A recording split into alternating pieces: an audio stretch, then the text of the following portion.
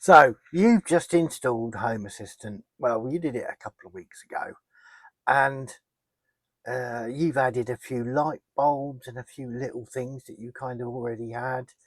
But you've caught the bug, and you're interested and kind of want to go on.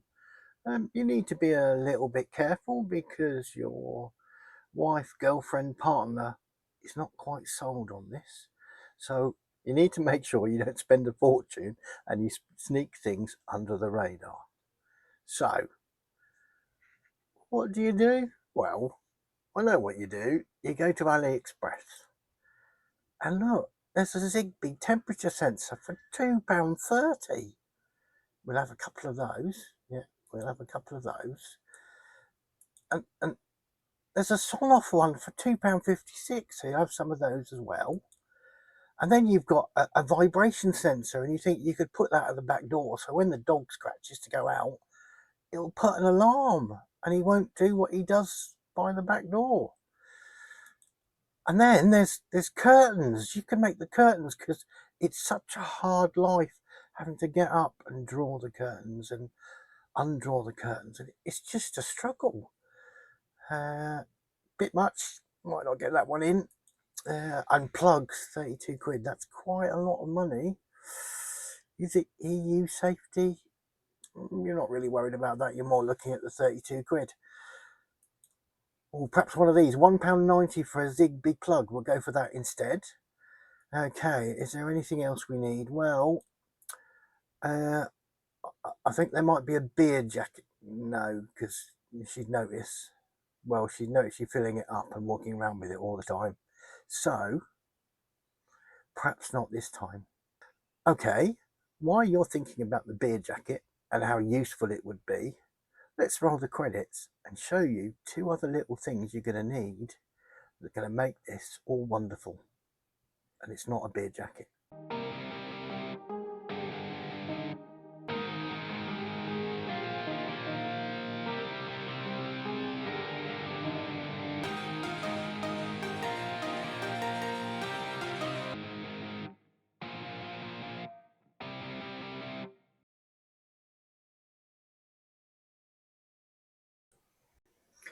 Okay, you need two more things. One of them, you've heard about it. You need a Zigbee coordinator. And you've heard about all sorts of complicated things. We're going to do it the easy way. So, we're going to get an SM Lite Zigbee 3 SLB 7. Simple, 20 quid and it will just work. And then, because your Home Assistant is buried in the back of a cupboard, you need an extension lead, but £1.99, so you'll order those. Okay, next section, we'll set up what's arrived.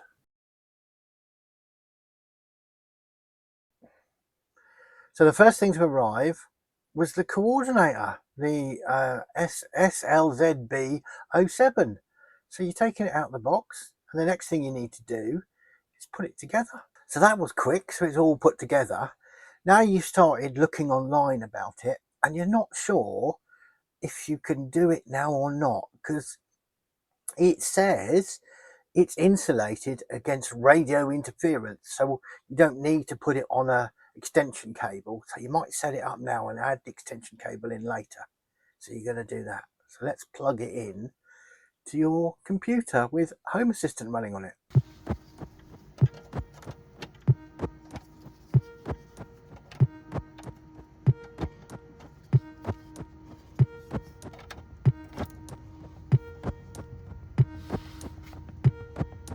So after plugging it in, you gave a restart to Home Assistant. Quick aside here, if you use Proxmox, there's a link up the top that tells you how to do it. But I'm presuming that you've got bare metal Home Assistant or on a Pi or on something like that where it's just plugging in and working. So you plugged it in, it's not flashing, it's not doing anything. So perhaps it's not working. Let's have a little look in settings, shall we? So we go into settings and devices and service. It's there. That's what you've ordered. That's what you plugged in. So let's press add.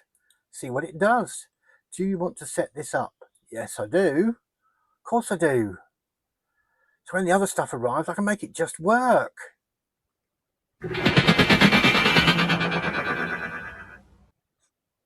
So I've got a choice now. I can either do it myself or set it up recommended. So let's go for recommended.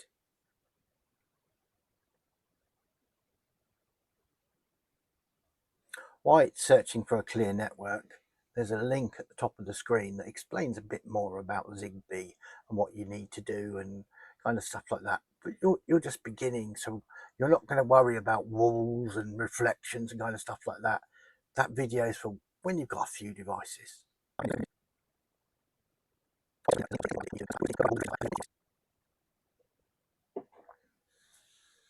Okay, it's finished.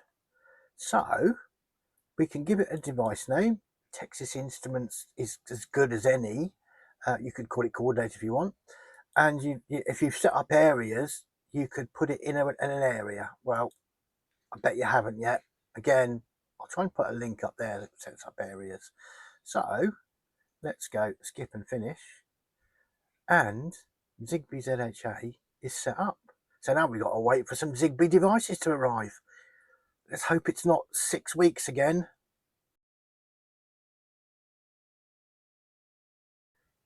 So the next thing to arrive was a temperature sensor, and you've put some batteries in the back and it flashed for a bit. You know what you've got to do now? You've got to hold the bottom and press this reset button until it starts flashing.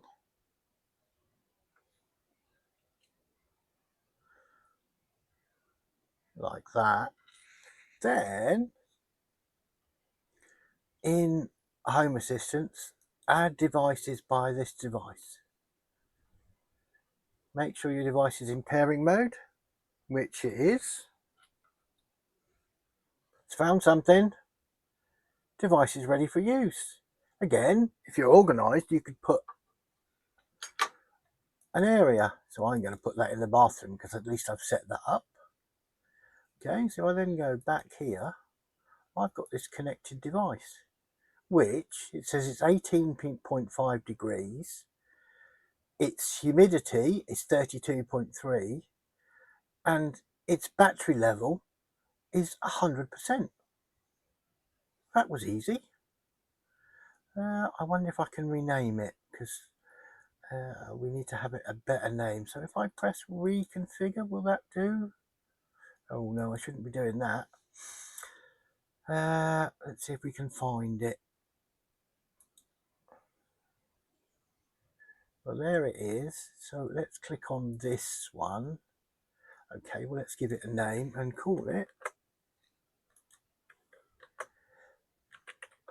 Temp Sensor 1. You'll worry about names later because labels are a bit better. Update. So you've got a temperature sensor. So we now need to wait for something else to arrive. I wonder what will come next.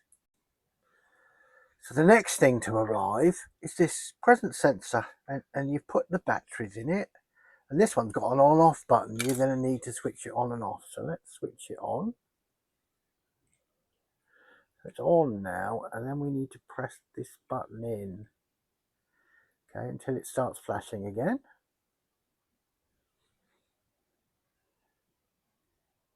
Okay, it's flashing away. And then we go add device.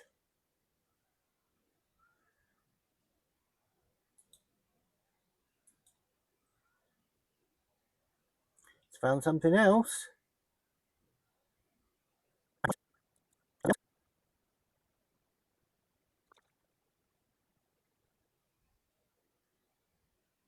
So let's be impatient and go and see what it looks like. No, it's not appeared there yet.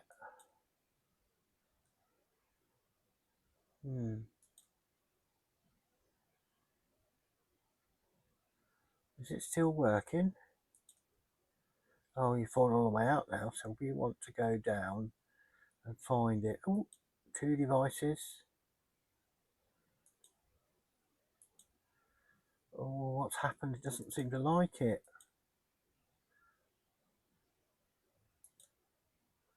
Let's add it again and see whether it works the second time.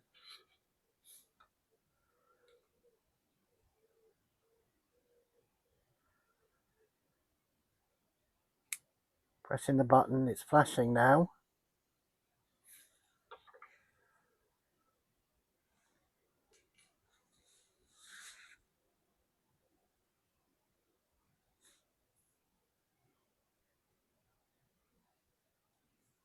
While it's flashing, you could go and look at the beer jacket and see whether it's gone down in price.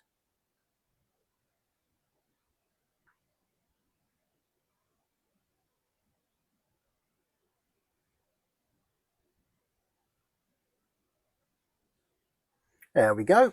I'm going to put this in the bathroom as well. Okay. Back to here. And this one.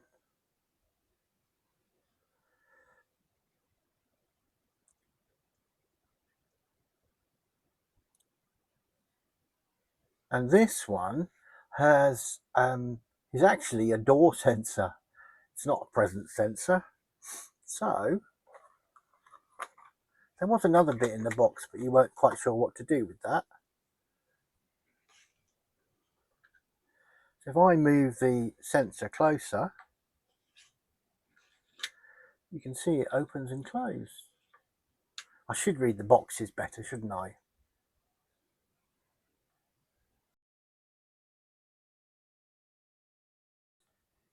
Okay, I hope you get the idea. You say I want to add a device, you press the button and it finds the device. The worst that will happen is it won't understand what the device is. Now, I was hoping to find a device that did that, but everything I've got works, just quite happily works, even things that didn't work in the past. So it's kind of working, and it's good that it does that. You need to check that it's set up for ZHA on the advert. Some things don't say it. It depends how much you're spending on it. If it's a small amount of money, it might be worth risking it. If it's a big amount of money, perhaps not. And that's how Zigbee works. It's a case of doing that.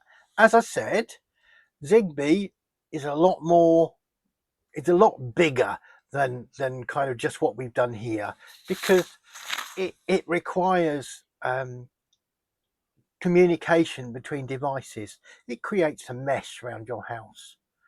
So at the end of the video, I'll put a couple of links up that show what else you can do. Zigbee is a great protocol. Everybody said Zigbee's going to die and Matter and Thread are going to take over, but I think that's years in the future. So thank you very much for watching. If you can like and subscribe, that would be great. And I'll see you on the next one. Unless you're going to watch this video about Zigbee or this playlist about Zigbee.